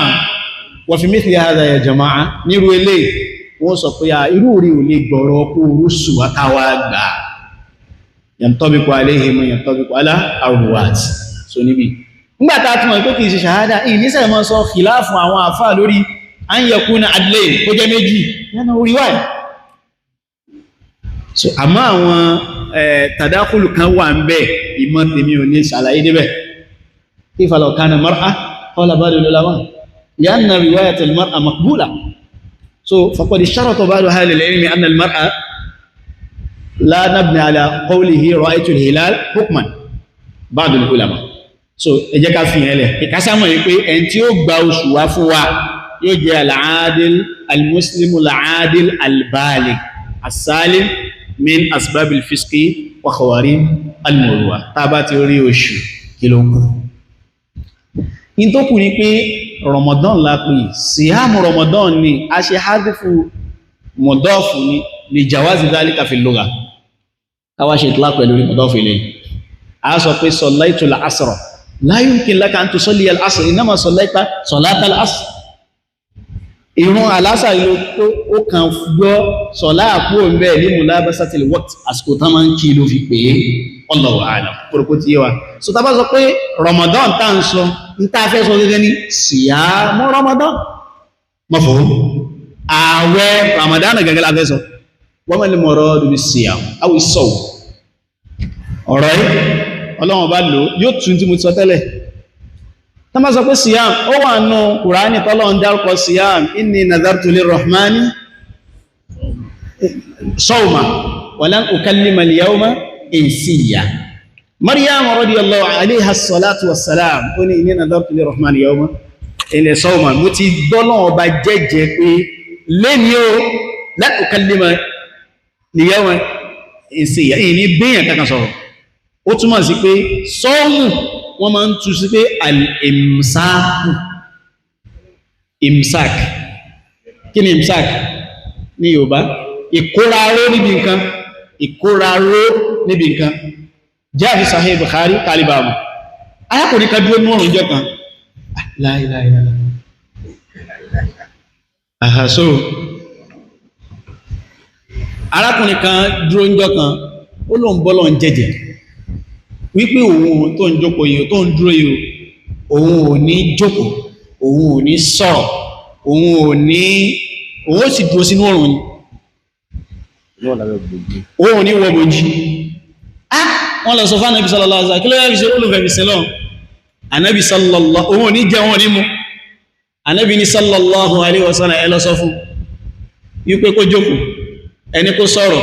ẹni kó bọ́ sábẹ́ bòjí ṣùgbọ́n kó má jẹ́ kó mọ̀ yẹn lọ́lọ́run fẹ́ tó túmọ̀ sí pé in tá pè ní siyam tó jẹ́ imsak èyí táwa ń sọ yìí imsak kan ọ̀tọ̀ọ̀tọ̀ ni imsak ani at-ta'ami wash-sharabi wa kulli mufattirati lis-siyam mithlu al-jima' wa ma yubna ala dhalik min tulu'i al-fajr as-sadiq ila ghurubi ash-shams bil yaqin wọ́n ní oníkíyàn kẹnuró níbi àájẹ àámú látìgbà tí alfa àti gbogbo tí wọ́n padà sọ wọn pé kí ní ilé bàwẹ̀ jẹ́ látìgbà tí alfajari tòótọ́ fajari méjìlá ní fajrul kadhib wal fajrul sadiq látìgbà tí alfajari ọ̀hún bá ti yọ ila ghurubi shams títí tí òun ó fi wọ̀ bílì ẹ̀kì tó dáa lójú kó ti wọ̀ kí lè díta fún ọdún bílì ẹ̀kì nìsí wọ́n ní li anna al-asla fi dhalika ó ní wípé nahnu fi an-nahar in tó jẹ́ yẹ̀kíìnì níbi pé òun wọ̀ òun nípa àkọ́kọ́ wà lọ́sàn wal yẹ̀kíìnù la yazulu bi shakk a lè sọ pé ó dà ìpò òun ti wọ̀ kíyàn wá sínú mú bọ̀ abẹ́rọ ìyẹn dẹ́ṣẹ̀ sọ́lọ́wọ́n bá Allah subhanahu wa ta'ala hadith wa akhraja al-imam ibn Hibban fi sahih min hadith rajulin qala alayhi salatu wassalam annahu ra'a fil manam rajulayn Ànábì ló rí ọkùnrin méjì kan lójú oorun àwọn ọkùnrin méjì màlẹ́kà ni wọ́n mú kí n gé àdísì kúrò gbọ́ wà ní Sahih Ibn Hibban wal hadisi sahih ó ní wọ́n wá mú mi débì kan wọ́n rí tó pọ̀ ṣùgbọ́n lára ẹni tí wọ́n rí ní ọkùnrin kan tí wọ́n fọ́ àgbọn rẹ̀ wọ́n fọ́ nǹkan mọ́ ẹ̀jẹ̀ wá ń dà láti di àgbọn rẹ̀ wáyé Ànábì wá ní sallallahu alaihi wasallam ó béèrè pé ta lélẹ̀ wọ́n ní alladhina yuftiruna qabla ghurubi shams àwọn ilé ìṣe sùúrù kóòrùn ó wọ̀ kún tó sí ṣètọ́nù ọlọ́run yàwáyà ṣe ẹ mọ̀ pé tíyàn lè fi ṣìgbọ́ yípọ̀ tó ránà bí sọ pé sallallahu alaihi wasallam la yazalu an-nasu fi khairin ma ajjalul fitra tí àwọn èèyàn oníyé wà lórí oore láyé tí wọ́n bá ń tètè sínú sẹ́tùmọ̀ ẹni kí wọ́n sínú kọ́rùn tó wọ̀ wọ́n sì síbẹ̀ ẹgbọ́ yìí ẹ̀sì ìdàbínú lọ́wọ́ àwọn èèyàn báyìí oòrùn ewọ́ yóò sì mọ̀ jù dàbínú sókè báyìí pé ìmọ̀mù sórùn ti wọ̀ ìmọ̀mù ní èmi ò mọ̀ yóò bí mo ṣe ń wo yìí oòrùn gbọ́dọ̀ ti wọ̀ irú wọn ni wọ́n sọ pé wọ́n fọ àgbọn wọn torí wọ́n ń ṣe bí ẹni tó gbáwẹ̀ kò sì láwẹ̀ qala Allahu azza wa jalla وكلوا واشربوا حتى يتبين لكم الخيط الأبيض من الخيط الأسود من الفجر ثم أتموا الصيام إلى الليل وأول الليل أول وقت غروب الشمس ṣùgbọ́n لا بد من الغروب òun gbọ́dọ̀ bọ̀ èyàn tó sì kéwọ́ ní èyàn gbọ́dọ̀ jẹun tó torí ẹ̀ ló jẹ́ kó gbọ́dọ̀ dáàyàn lójú bóòrùn ti wọ̀ kó tó sínú yóò dáàyàn lójú lẹ́yìn ìgbà tó wá dáàyàn lójú yẹn ló wá jẹ́ súnnà kéyàn ó tètè jẹun kìí ṣe pé ká tètè sínú ńgbà tó jọ bí kórùn tó fẹ́ lọ́wọ́ méjèèjì yàtọ̀ síra wọn ó dá wa lójú àlìyẹ̀kí kí ló jẹ́ ẹ̀kírun bí ó ní wípé a wà lọ́sàn àwọn àwọn òpó ó dalẹ́ ká tó sínú la yazulu bi shakkin wọ́n ní ìjọ́rùn ti wọ̀ bí ó dà bẹ́ẹ̀ la yazulu bi shakkin ọ̀sán náà láṣẹ wa ní tó bá ti sọ pé òun ti wọ̀ á wà tètè sínú ìwà ní súnnà so ní ìsìn a wà bẹ̀rẹ̀ àwẹ̀ tí ma kọ́kọ́ bẹ̀rẹ̀ rẹ̀ ní pé a ti pè ní imsak kakóradúó ìkóradúó níbi kíni níbi nǹkan mẹ́ta méjọ́lì àtàwọn nǹkan tó sásá bẹ̀rẹ̀ náà alákọ̀ọ́kọ́ minal akli ká jẹ ká mú jẹ́ tọ́tẹ́lẹ̀ àbí qala Allah azza wa jalla ya ayyuhan nasu kulu mimma fil ardi halalan tayyiba ọlọ́ni gbogbo èèyàn ẹjẹ́ nínú tó ń bẹ̀lẹ̀ halalan tayyiba itlaqan ọlọ́run sọ fi waqtin duna waqt ó gbé ìwà ìjí lórí kó jẹun kò bá jí ní dájú kó jẹun kò bá bí kulu mimma fil ardi láìláìlá kulu mimma fil ardi halalan tayyiba wala tattabi'u khutuwati shaytan innahu lakum aduwwun mubin ó mẹ́ ìwótọ́ fún akájẹun ní ìsìn ọlọ́run wa sọ pé wákùlú àwọn àwámírù tó bá wá ń bí àwọn àfáà ní àìgbé lil wujubu táà máa ń gbé gbogbo tá sọ pé al-aslu fil amri dilalatu ala al-wujub rárá o so pẹ̀lú àlàyé táwọn afá ma ṣe dakarahu al-imam al-Qarafi fi ad-Dhakhira rahimahullah fi muqaddimati tẹ̀kẹ́ so wọ́n sọ pé kulu washrabu ọlọ́ni ẹjẹ ẹmu hatta yatabayyana hatta títí hatta yìí harfu lintihai al-ghaya wa yakunu ma ba'dahu ghayatan ma qablahu ma al-khilaf حتى يتبين لكم الخيط الأبيض من الخيط الأسود من الفجر títí tó fi jẹ́ wípé yóò dá yín lójú pé alfajari ti jáde ẹlùmí tó ti ṣìgbọ́ ìwọ̀n wọ́n ní tọ́sán ìlú owó lẹ́gbọ́tán sọ tán yẹn wọ́n ní tọ́sán ọ̀sán kọ́ alfajiru fajiru ni awwalu ìgbà tí òòrùn kọ́kọ́ ṣe bí ẹni tó dìde tó fẹ́ máa bọ̀ ó yàtọ̀ sí gọ̀dátú wala zọ̀hírọ́ ó yàtọ̀ sí gọ̀dá láàárọ̀ zọ̀hírọ́ dúhá nígbà tó òòrùn ti dìde tán dúhá ìmọ́lẹ̀ tí kìí ṣe èèyàn ẹni tó bá gbọ́ ilé yìí gbọ́ púpọ̀ a sì gbọ́ páwọn èèyàn kan tó ti ṣe eré náà gbọ́ yìí àwọn èèyàn ń jẹun sàárì lásìkò dúhá ọlọ́run dákun mọ́ sọ wá náà wọ́n ló ti débẹ̀ wọn duha wọ́n ní ọ̀sọ̀ pé àtàyà tàbáyà àtàbáyúrù ní subhanallah ìlàmífì hádá ọlọ́run mọ̀ sọ wá náà wa man yahdi man adalla Allah afara'ayta man ittakhadha ilahahu hawa wa adallahu Allahu ala ilm ọlọ́run lákùn mọ́jẹ̀ káwà mẹ́ so ó mi pé ọlọ́run fún wa níbi tá jẹun dì amẹ́wà máa wo òfin ẹ̀sìn tẹ́lẹ̀tẹ́lẹ̀ táa bá fẹ́ jẹ táa bá fẹ́ mu in táa máa jẹ táa máa mu ọlọ́run ọba sọ pé ńgbà táwẹ̀ dé tí a bá ti rí oòrùn tó wọ̀ táa ti jẹun tó oòrùn bá ti kùn èèyàn báyìí àwẹ̀ ti bẹ̀rẹ̀ sórí ó mi pé ááyà yìí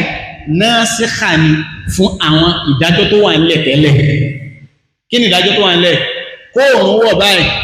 kó jẹun tó bá tẹ̀sì gbórí dé díẹ̀ bá tó wá sùn tó wá tají àwẹ̀ rẹ̀ ti bẹ̀rẹ̀ ní ọ kò bá jago 12 alẹ́ ìdájọ́ tó kọ́kọ́ wà nílẹ̀ ni torí ẹ̀ nígbà tó wá lé lára àwọn sàábé kan ló dé látòkò tó ṣiṣẹ́ lọ tó wá dé ìyàwó rẹ̀ wá gbóúnjẹ fún ó ní kò sómi ń bẹ ìyàwó wá wó mi lọ kó tó dé bọ́kọ rẹ̀ kó ti sùn lọ́kọ́ wá jí wọ́n ní àwẹ̀ ti bẹ̀rẹ̀ náà ó ní nípo ó wá sunkún lọ bá Nàbí sallallahu alaihi wasallam ẹjá dúpẹ́ fọ́lọ̀ jẹmọ́ ẹjá dúpẹ́ lẹ́ẹ̀kan sí inna Allaha witru yuhibbu witra ẹjá di ọpẹ́ wa ládé mo ń fún alẹ́rí táwọn bàbá wa mọ́ ní kádúpẹ́ láláwọ̀kọ́ kádúpẹ́ lẹ́lẹ́kẹta tẹ́lẹ́ lómi bẹ́ẹ̀ bá tí ìṣẹ̀rí kò nígbà inna Allaha witru yuhibbu witra now ó wá ní láìláìlá ọkùnrin ló wá lọ bá dọ̀bí kí ló ní tí mo fi ní ká dúpẹ́ fọ́lọ́run ẹ wo bí tí ọ̀rọ̀ àwẹ̀ ti bẹ̀rẹ̀ Ọlọ́run ní yá ayyuhal ladhina amanu kutiba alaykumus siyam wọ́n mú pé ẹ̀yin onígbàgbọ́ òdodo ẹ wo nìdáwọ̀ rahma kutiba alaykumus siyam kí ló dé tí wọ́n mú fíìlì mabni ala al-majhul wa bí pé Ọlọ́run tún tijú àti bá wa pa wá láṣẹ الشجاع القوي يقول صني أمرتكم بكذا ولكن قد جاء في الصحيح في السنن الإمام الترمذي قال النبي صلى الله عليه وسلم إن الله ربكم حيي ستير Ọlọ́run tó dá wa tó ní kápá lé wa lórí àyí àtúmọ̀ tìjú gan pé mo tún tìjú àwọn ẹrú ẹ̀ àmọ́ kò ní tìjú àwọn kọjọ́ gbé lọ́kẹ́ àmọ́ ṣe bá mọ̀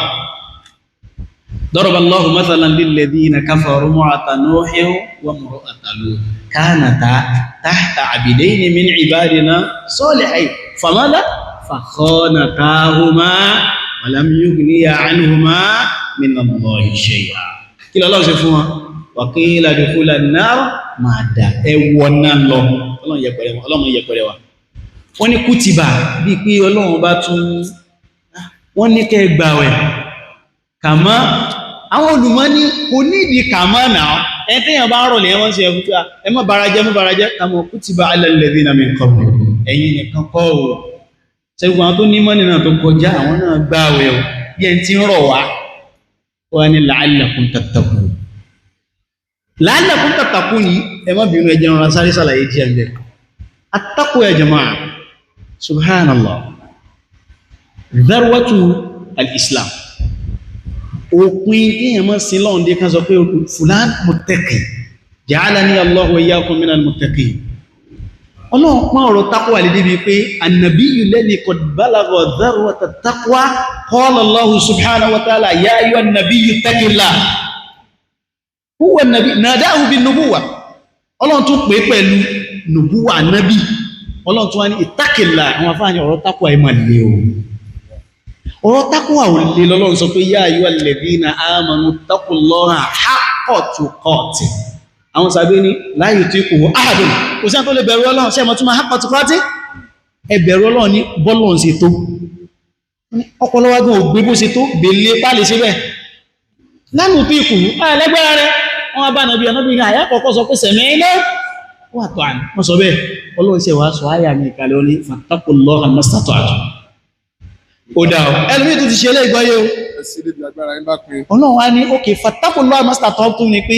kó mọ́ sẹ́kùn kankan mọ́ tẹ́ ní kápá rẹ̀ tẹ́ ní fi bẹ̀rù Ọlọ́run tẹ́lómi bá tún wá dẹ́sẹ̀ yóò wá ní Ọlọ́run fattaqullaha mastata'tum la yukallifullahu nafsan illa wus'aha ẹ máa wo ọ̀rọ̀ tákwà Ọlọ́run sọ ní Suratul Baqarah téèyàn bá kọyàwó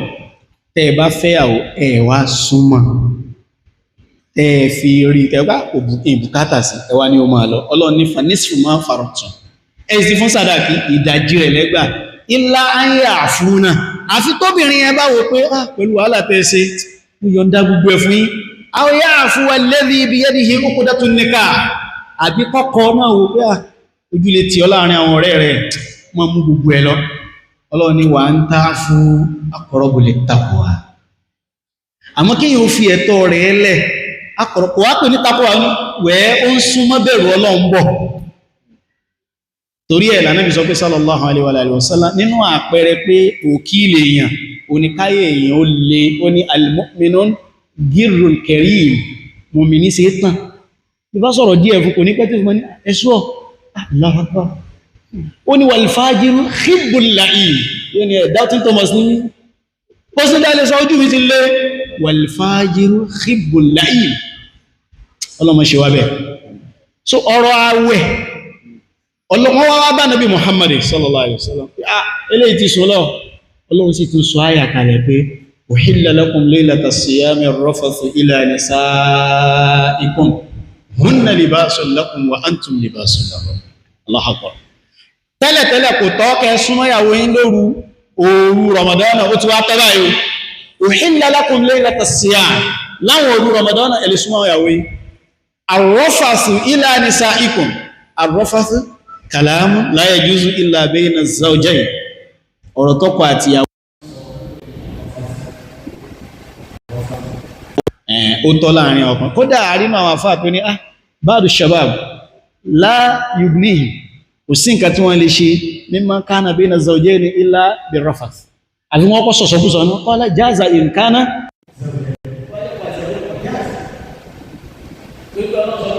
lakum laylatas siyam ar-rafathu ila nisaikum